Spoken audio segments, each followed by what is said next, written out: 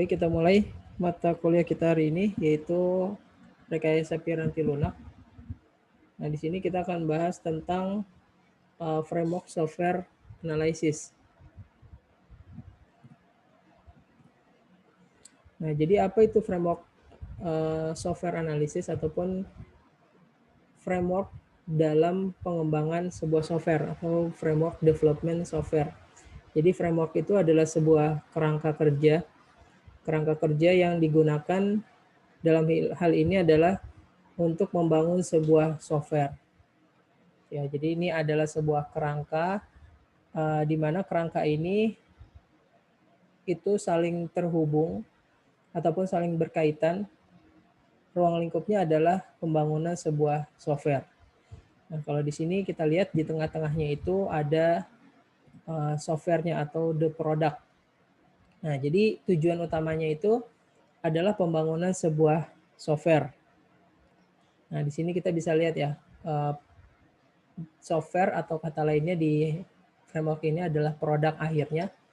Nah, di sini kemarin juga udah kita bahas gitu tentang definisi sebuah software, yaitu adalah sebuah objek gitu ya, sebuah kumpulan objek yang terdiri di dalamnya itu ada instruksi, terus kemudian juga ada model, ada dokumentasi, ada desain struktur datanya. Nah, dia saling terhubung membentuk sebuah konfigurasi gitu ya, dengan tujuan yaitu menjalankan ataupun mengeksekusi perintah sesuai dengan tujuan dibangun software tersebut.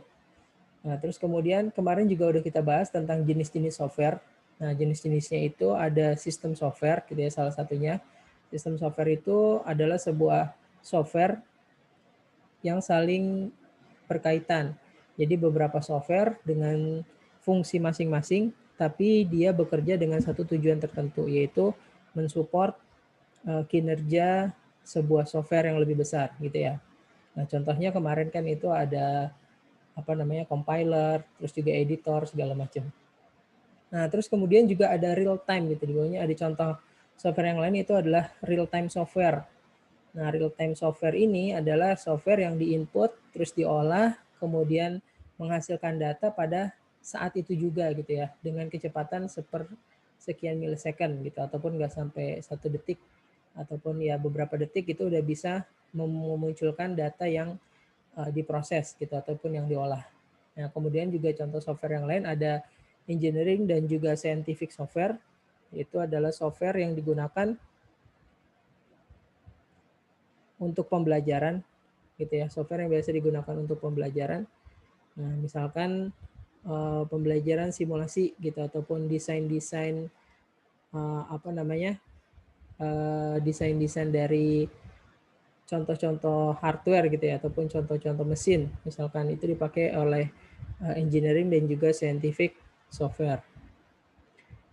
Nah, terus kemudian ada yang namanya juga bisnis software. Nah, bisnis software ini ya software-software yang terkait dengan bisnis gitu, atau software-software yang digunakan dalam proses bisnis ataupun dalam melakukan sebuah bisnis. Nah, jenisnya itu juga banyak ya. Ada yang namanya TPS ataupun Transaction Processing System, ada juga MIS, Management Information System, DSS, Decision Super System, IS, Expert System. Kemudian ada juga CCS, Communication Collaboration System, ada juga OAS ataupun Office Automation System gitu ya. Ya, jadi intinya semua digunakan untuk mensupport proses sebuah bisnis.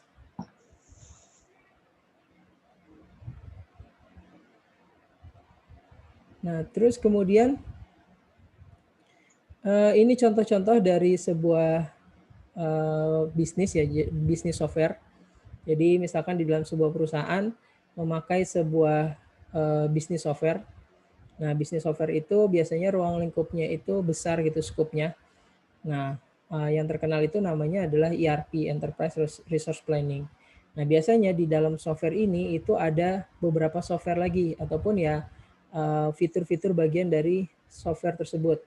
Misalkan ada bagian yang digunakan oleh bagian finance, ada juga yang digunakan bagian human resource, marketing and sales, atau operation system. Nah, itu semua saling terintegrasi ataupun saling terhubung. Walaupun mereka beda-beda apa istilahnya, privilege ya, atau beda-beda divisi atau beda bagian, tapi mereka saling terhubung datanya.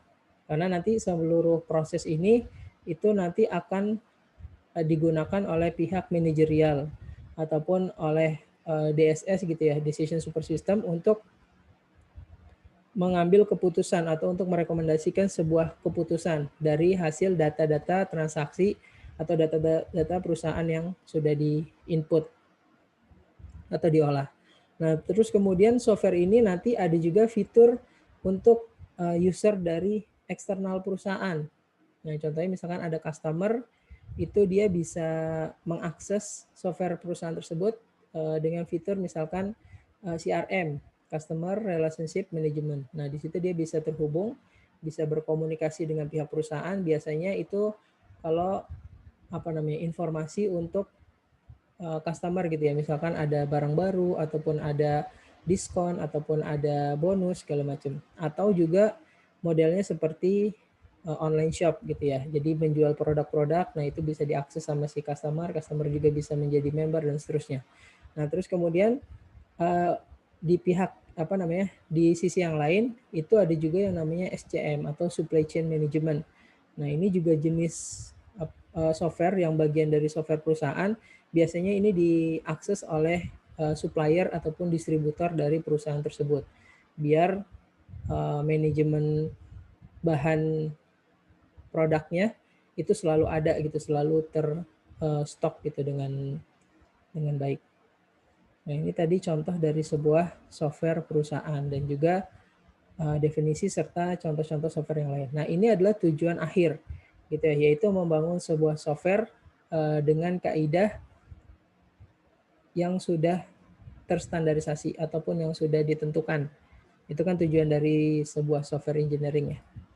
Nah, terus kemudian kembali lagi ke frameworknya atau ke bagannya. Tadi kita udah bahas yang tengah ini yaitu produknya. Nah, terus selanjutnya kita ke bagian yang sebelah kiri. Sebelah kiri ini ada yang namanya stakeholder. Apa itu stakeholder? Jadi stakeholder itu adalah kumpulan ataupun gabungan orang-orang yang mempunyai tugas atau yang mempunyai wewenang dalam pembangunan sebuah software. Gitu. Jadi ketika mau membangun sebuah software, ya tentu nggak bisa satu orang gitu ya. Pasti ada ada orang yang membutuhkan software tersebut, juga ada yang mengerjakan gitu, paling sedikit seperti itu. Ataupun ada bagian dari tim-tim yang lain, sehingga timnya misalkan besar. Nah, itu orang-orang yang mempunyai wewenang atau mempunyai kepentingan di dalam pembuatan software tersebut, itu disebut juga dengan stakeholder, atau kata lainnya adalah the players gitu ya. Nah, stakeholder tadi itu yang punya wewenang. Nah, terus di bagian-bagian dari stakeholder itu jenisnya macam-macam. Ada yang namanya yang pertama itu adalah information worker. Information worker ini adalah para pekerja yang pekerjaannya itu melibatkan pengumpulan data, terus kemudian pengolahan, pendistribusian, dan juga penggunaan informasi sebuah perusahaan. Ini kita ambil contohnya misalkan ini skopnya adalah bisnis software ya. Ini software yang akan digunakan atau dipakai untuk proses bisnis atau untuk sebuah perusahaan. Nah, ini information worker ini adalah orang-orang yang bekerja di perusahaan tersebut, karena dia yang akan menginput data perusahaan, mengelola data perusahaan.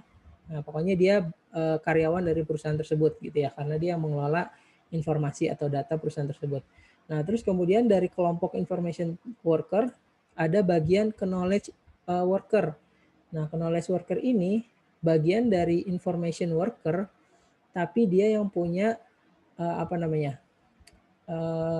knowledge itu ilmu pengetahuan ataupun bagian informasi yang lebih penting gitu ya. Kalau dari susunan tingkatan informasinya kan pertama dari sebuah data digabung menjadi sebuah informasi. Nah, gabungan dari informasi-informasi yang mempunyai nilai itu akan menjadi sebuah knowledge. Nah, seperti itu. Jadi ada bagian pengelola informasi. Nah, terus kemudian di bagian tersebut ada bagian yang mengelola knowledge, atau ibaratnya inti perusahaan, data inti perusahaan gitu ya, data dapurnya dari perusahaan.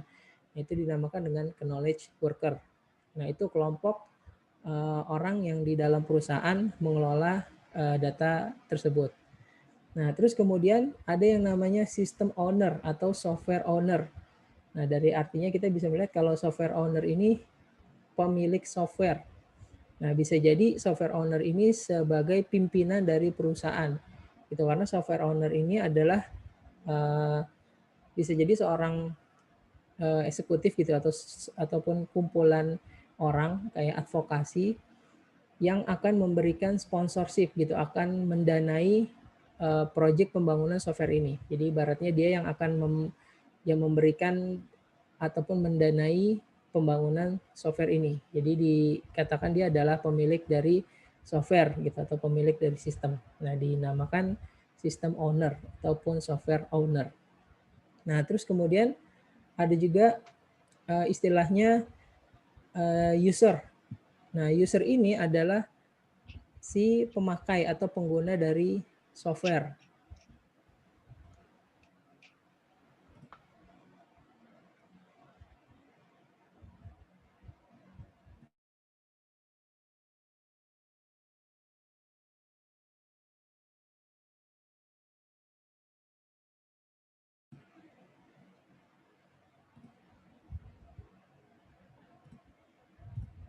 Ya, user itu adalah pengguna dari software atau yang akan menggunakan software atau customer-nya yang akan menggunakan ataupun yang menginput, mengatur, mengelola dari software yang akan dibuat.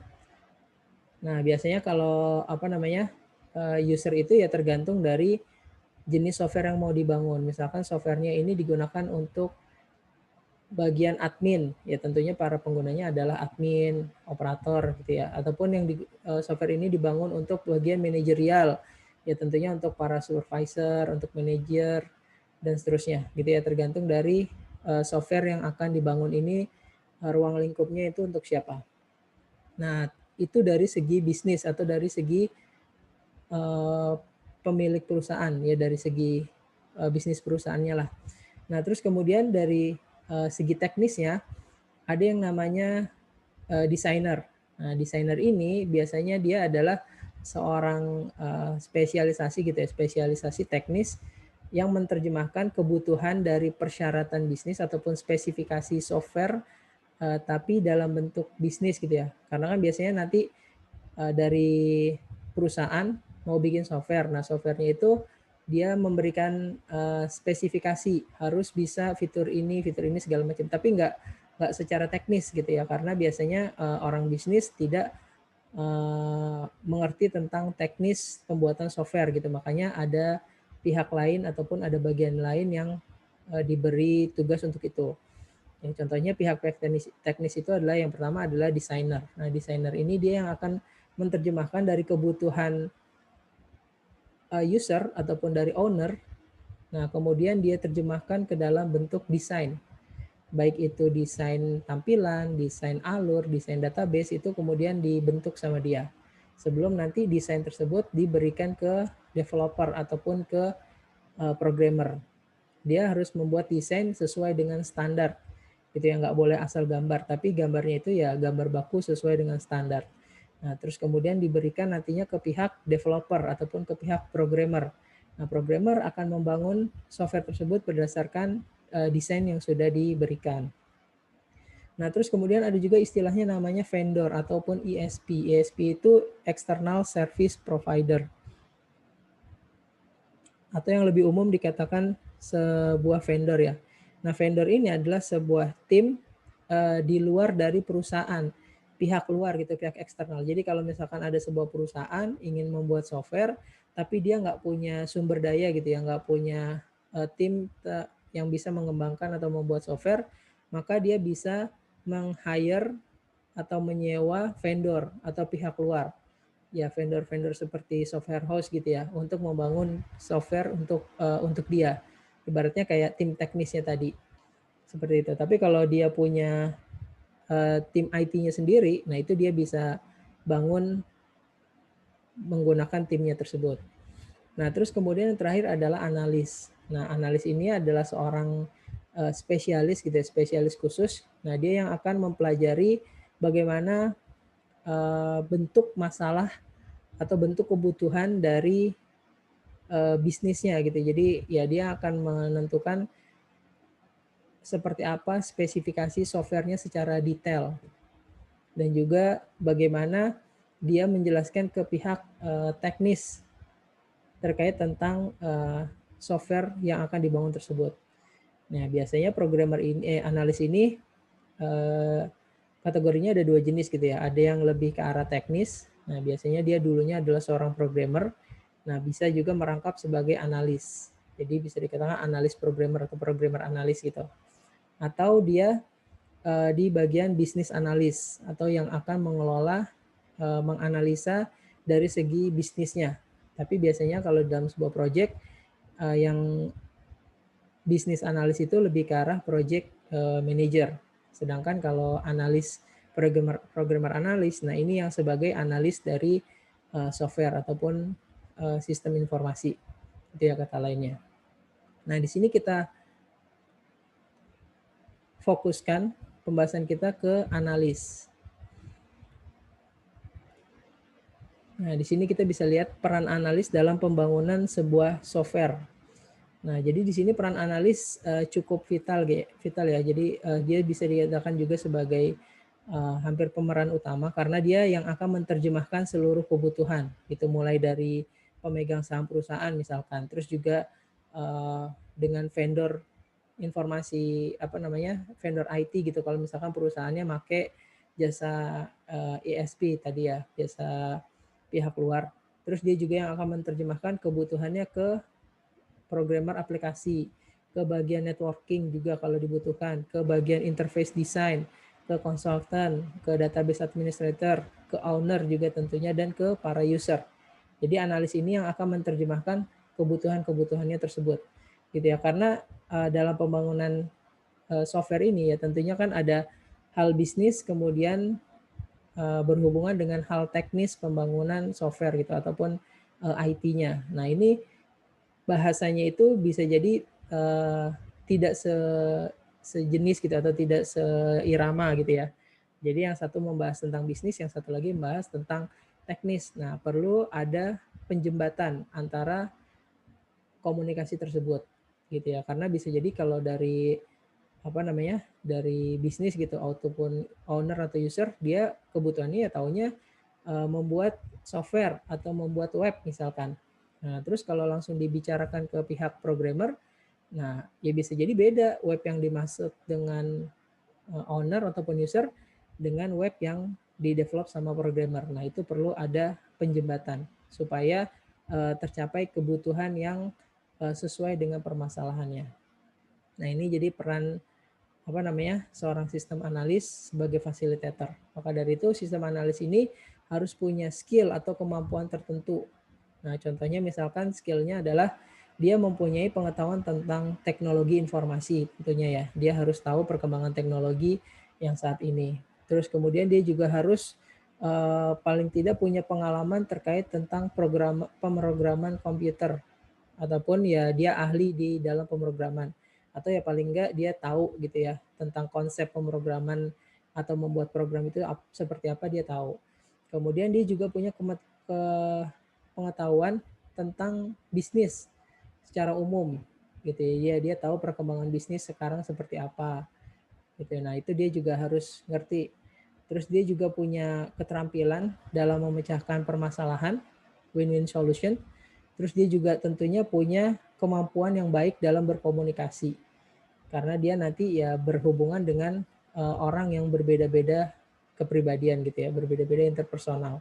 Dan dia juga harus punya kemampuan membangun hubungan antar personal tersebut. Terus tentunya dia juga harus punya sikap mudah beradaptasi dan juga fleksibel. Itu karena dia bertemu dengan orang yang beda-beda tadi. Nah, tentunya dia juga harus punya karakter dan juga etika serta adab gitu ya dalam melakukan pekerjaannya.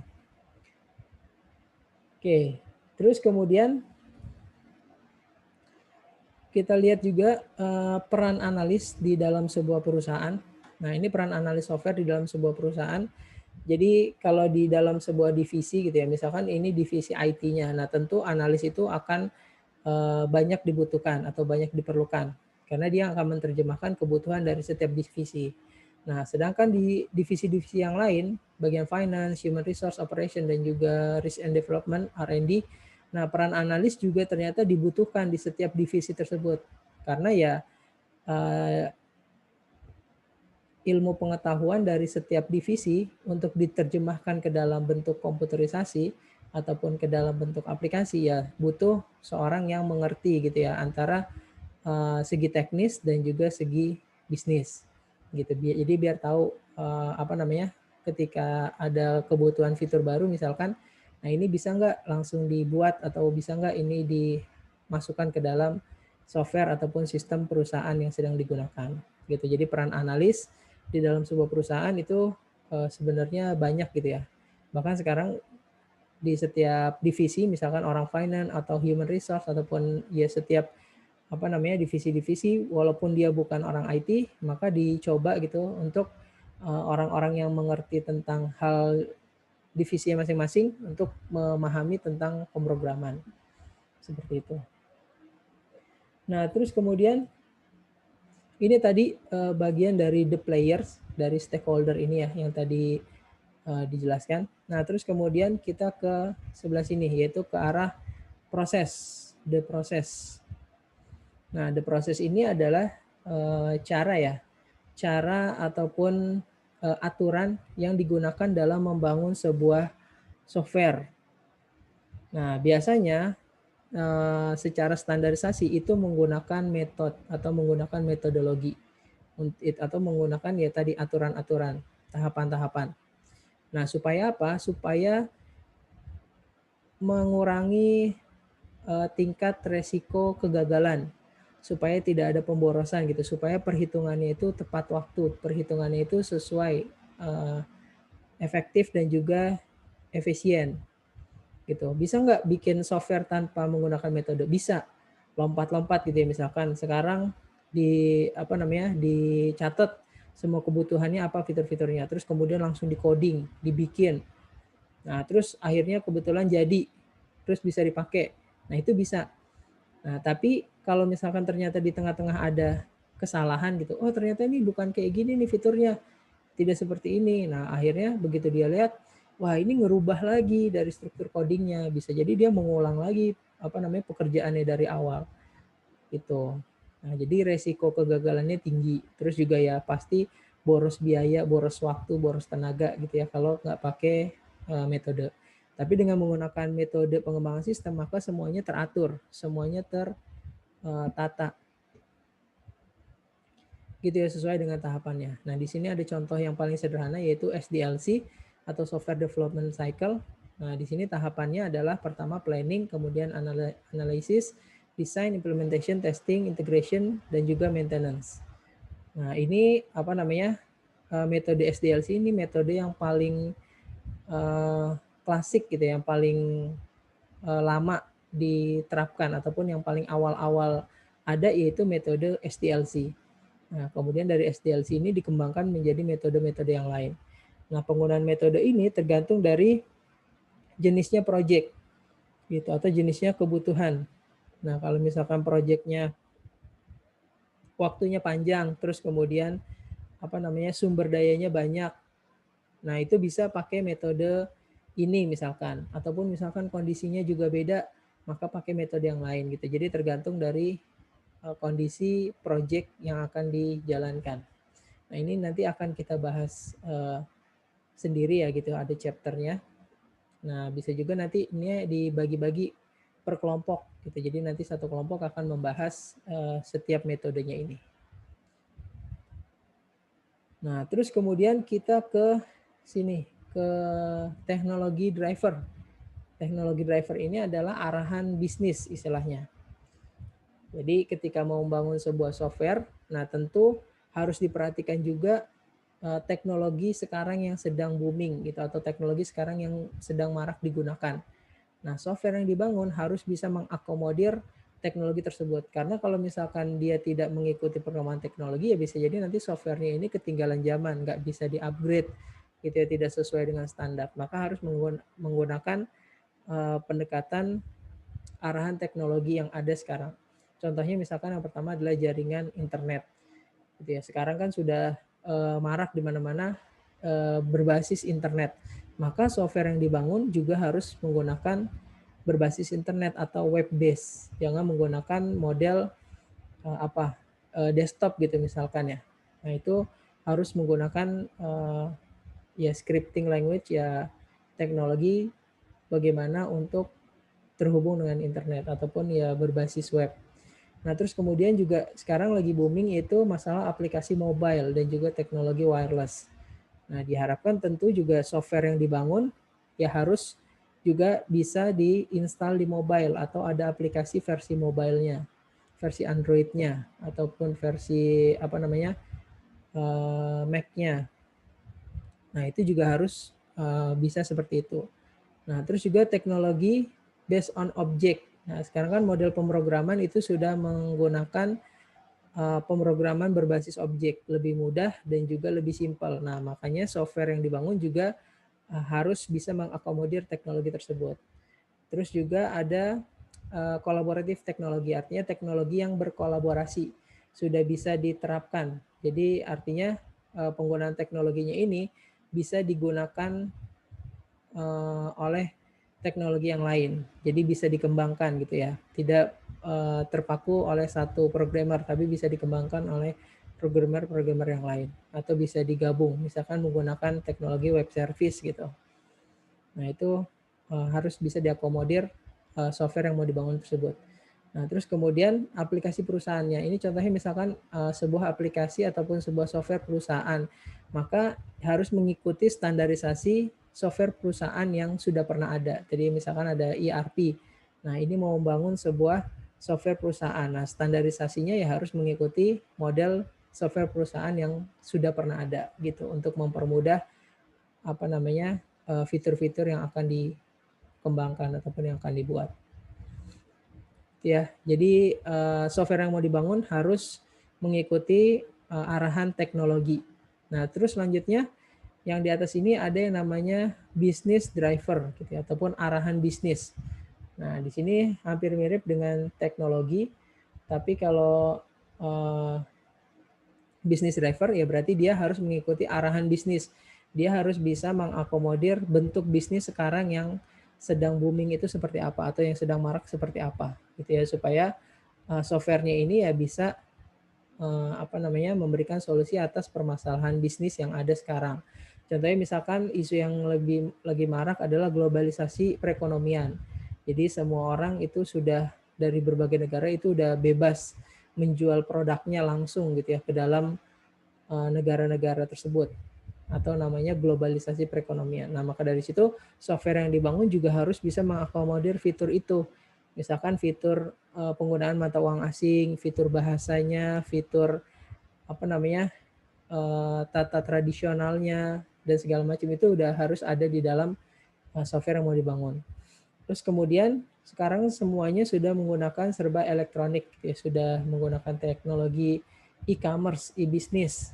Nah, software yang dibangun juga harus sudah mengakomodir kebutuhan tersebut, sudah serba elektronik.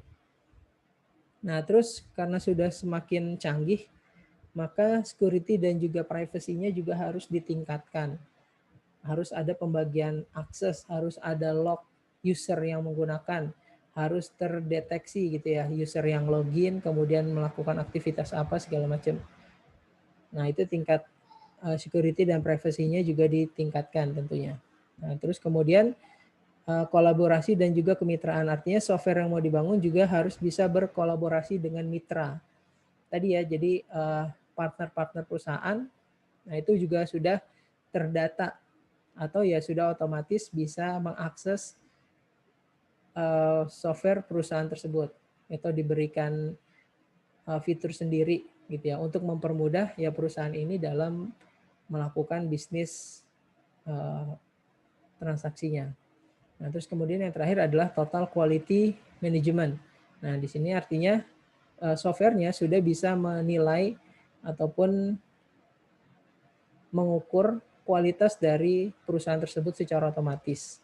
Ya biasanya dengan menginput gitu ya, user menginput datanya masing-masing, user menggunakan software. Nah, dari situ dia udah bisa ketahuan gitu. Wah, ini divisi finance-nya misalkan rajin ataupun bagian HRD-nya seperti apa gitu. Ada penilaian-penilaian otomatis. Nah, itu bagian dari business driver atau arahan bisnis. Nah, jadi kira-kira pembahasan materi kita hari ini seperti itu. Jadi kalau saya review sedikit, ini adalah kerangka kerja dari pengembangan sebuah software.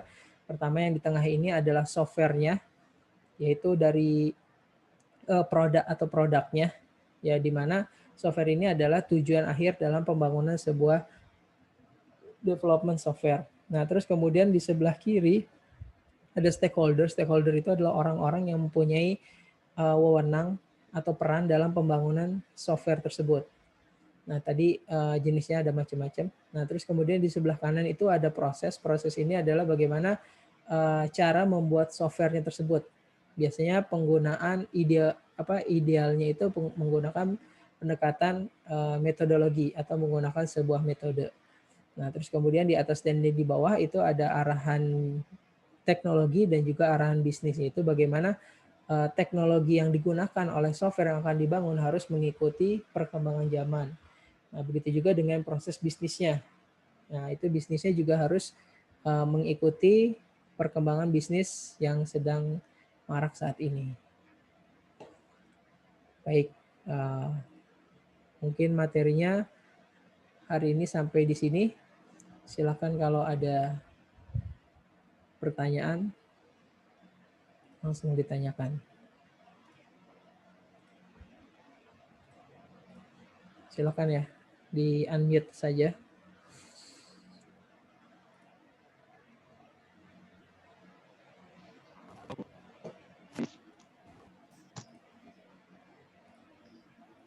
Pak, Ada pertanyaan? Pak mau nanya, Ya, silakan. kalau misalnya jadi sistem analis itu, apa emang dari sistem informasi, apa kita dari TIF bisa, Pak?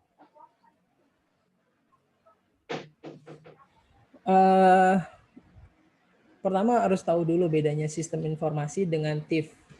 Ya, itu ke arah jurusan ya, jurusan sistem informasi sama jurusan teknik informatika. Kalau dari segi jurusan sih sebenarnya ruang lingkupnya sama gitu ya, ruang lingkup antara TIF sama sama informatika itu sama.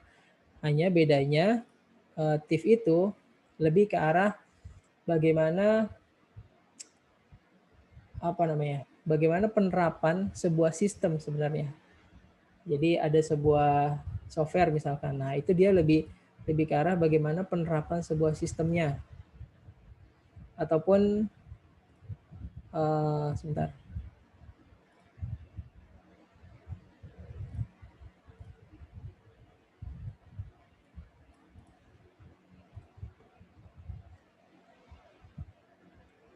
Saya share lagi ya.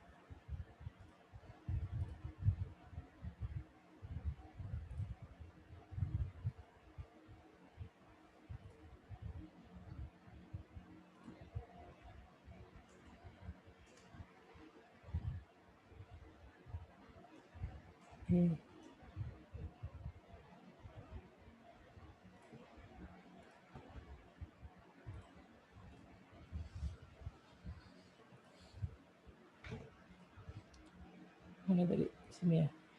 Ya, jadi dia lebih kalau dari segi jurusan itu sebenarnya kurang lebih sama gitu. Tapi sebenarnya kalau dari sistem informasi dia lebih ke arah penerapan sebuah sistem.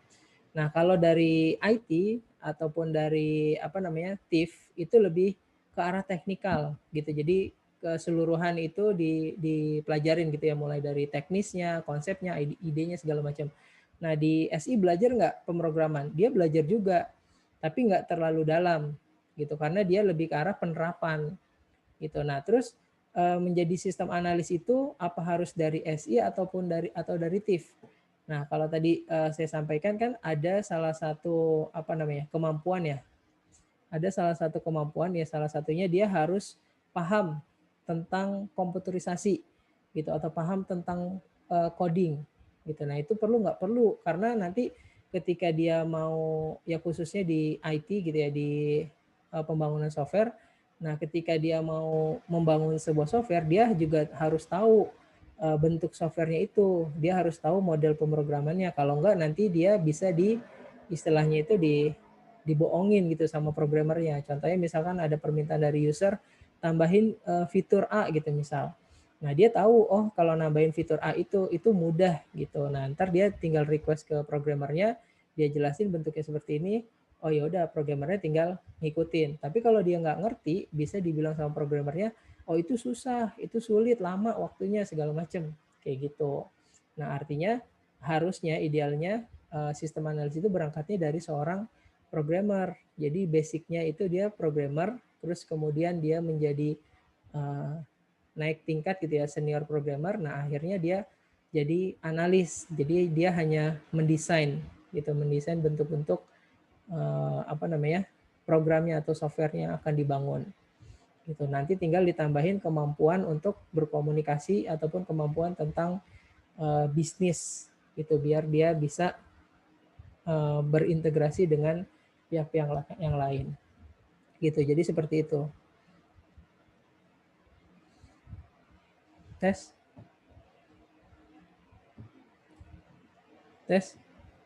Kedengaran nih suara saya? Kedengaran, Pak. Oh ya. Kedengaran, Pak. Ada pertanyaan yang lain? Pak, saya mau nanya, Pak. Silahkan. Itu kan tadi kan dalam pembuatan software itu ada banyak orang yang terlibat, Pak. Iya. Mungkin nggak, Pak, buat satu orang itu ngebuat satu software? Satu orang buat satu software. Tadi Iya, mungkin nggak? Mungkin aja. Jadi biasanya, tapi skopnya itu sederhana gitu ya. Maksudnya skopnya itu nggak akan menjadi besar.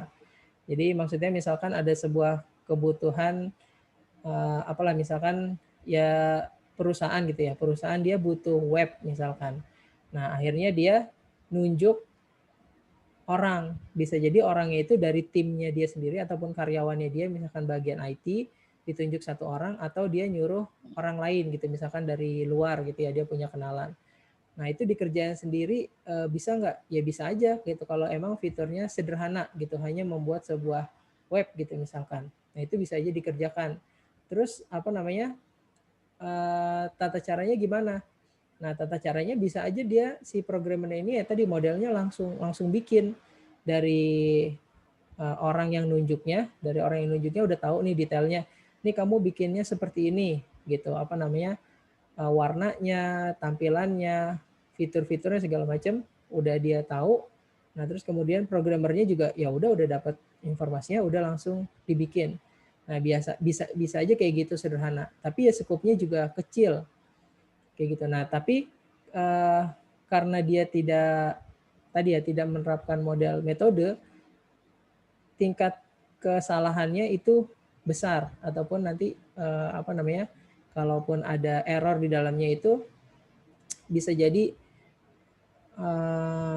antara waktu sama biayanya itu bisa jadi nggak sesuai gitu. Biasanya kalau misalkan nyarinya murah gitu ya, memang bisa langsung nunjuk gitu, misalkan sekian gitu harganya ya. Nah itu kalau misalkan mau dihitung, ya sebenarnya ada perhitungannya gitu, project bikin web itu nilainya itu standarnya itu berapa kayak gitu. Tapi kalau misalkan mau main langsung aja, ya biasanya harganya itu di bawah standar gitu, di bawah standar pada umumnya. Nanti ya programmernya juga gitu, kalau misalkan ternyata nanti di tengah jalan ada error gitu ya, nanti ya usernya tinggal bilang, ya ini error nih, tolong benerin, ataupun oh ini nggak sesuai nih, tolong ganti gitu. Nah nanti si programmernya ini ya udah tinggal ngikutin aja, karena dia modelnya nggak ada standarisasi gitu. Tapi kalau pakai metode, nah itu dia semua udah terstruktur tuh, udah terhitung gitu, waktunya sekian, biayanya sekian, fitur yang mau dibuat tuh apa aja, kalau nanti di tengah jalan ada perubahan itu gimana, ada timelinenya gitu, udah semua teratur gitu. Jadi bisa bikin bikin pakai satu orang bisa, tapi ya modelnya seperti itu, bisa jadi di bawah standar kayak gitu. Ya, Pak. Silakan, ada lagi pertanyaan?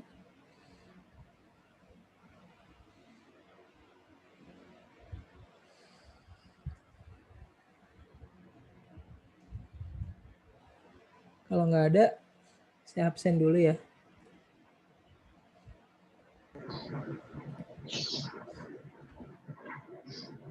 Aulia Ayu.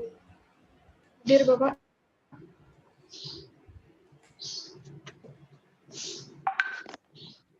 Rastiana Nurrahmawanto. Ada Pak Adir, Pak.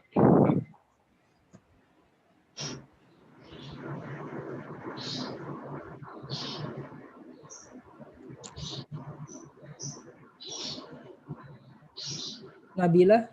Hadir Pak Nabila.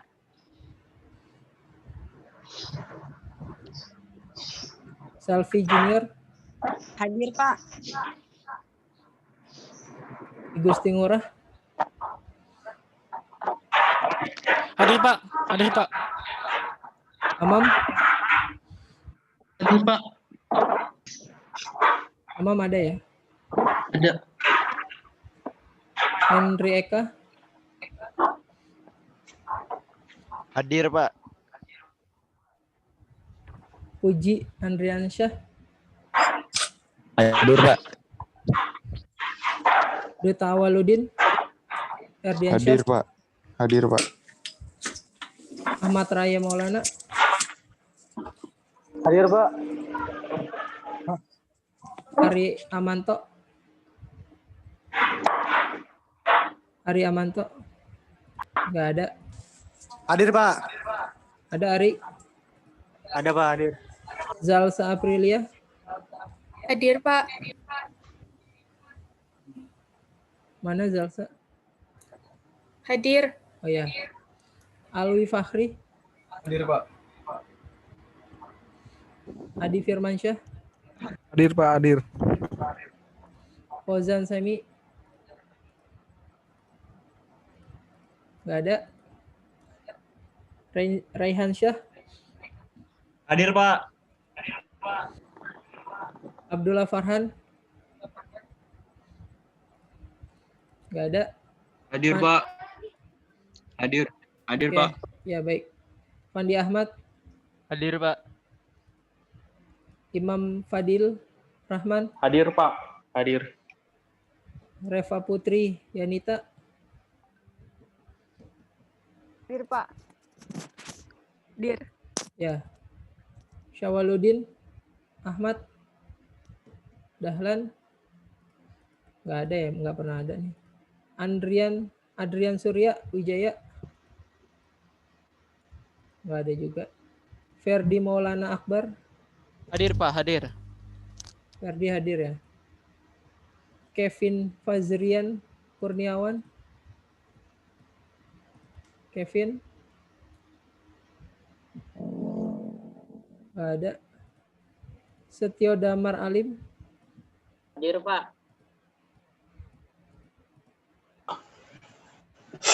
Hadir, Pak.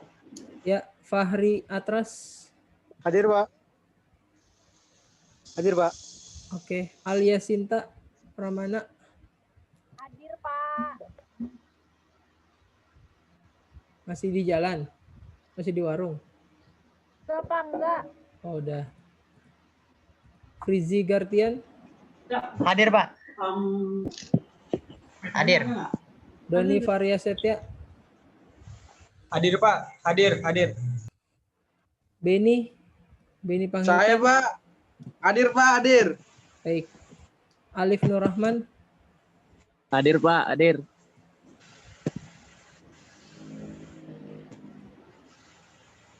Farhan Fatur. Hadir, Pak. Dwi Pramana Putra.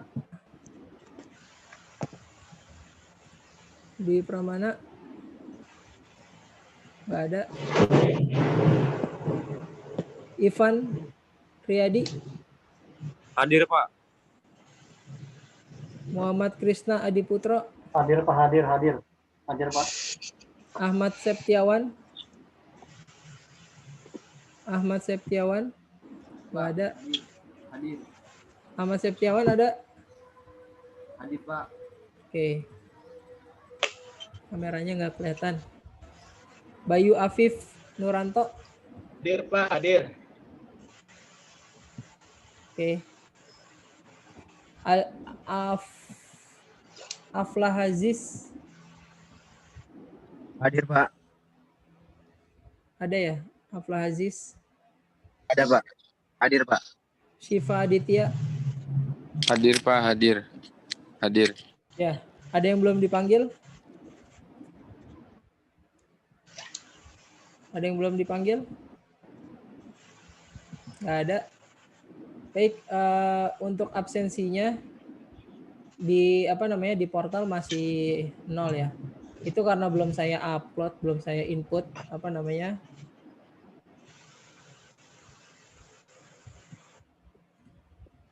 belum saya input data-datanya. Insya Allah besok hari Sabtu Minggu saya inputin semua. Nah, terus kemudian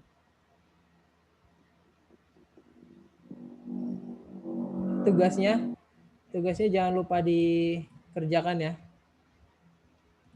Nanti ini juga tugas yang ketiga, ini nanti saya upload videonya sama tugasnya ada di dalam di videonya tersebut. Kalian tinggal lihat, terus kemudian dikerjakan, diupload ke Classroom, Google Classroom. Baik, Pak. Nah, itu dikerjakannya kemarin pakai apa? Dikerjakannya pakai Word. Pakai tulis tangan, Pak. Ya, tulis tangan terus Ada yang pakai Word, Pak. Iya, ntar pakai tulis tangan terus di fotonya pakai itu ya, pakai cam scanner. Cam scanner, Pak. Ya, biar rapih jadinya. Pakai cam scanner. Tadi fotonya pakai cam scanner kan udah otomatis jadi PDF ya. Iya, Pak. Ya, nanti itu di-upload ke Google Classroom. Ya, Pak. Oke, Pak. Minggu depan itu masuk atau enggak? Tanggalnya apa itu? Libur masuk, ya? Pak, yang libur Kamis apa Rabu itu, Pak? Itu liburnya hari Kamis. Liburnya hari Kamis. Bukannya cuti bersama? Cuti bersama. Cuti bersama. Ada cuti bersamanya. Kan tanggal 28 sama 30. Kalau dari edaran kampus itu malah tanggal 28 sama 30. Hari Kamisnya nggak tahu libur apa enggak. Kamisnya libur. Tanggal berapa? 3 hari. Ada 3 hari ya? Bersamanya soalnya. Kayaknya 3 hari deh, Pak. Cuti bersama. Rabu libur ya? Iya, libur. Rabu. Kalau dari kampus itu edaran yang saya dapat itu 28 sama 30. 29-nya nggak tahu itu libur apa enggak. 28 sama 30 kan hari Rabu sama hari Jumat kan? Iya, Pak. Ya berarti kalau dari kampusnya libur ya berarti kita nggak bisa bikin kelas sendiri gitu ya. Maksudnya ya harus libur juga. Oke, Pak. Oke, baik ya. Sebentar saya ini dulu, saya screenshot buat di-upload ke portal.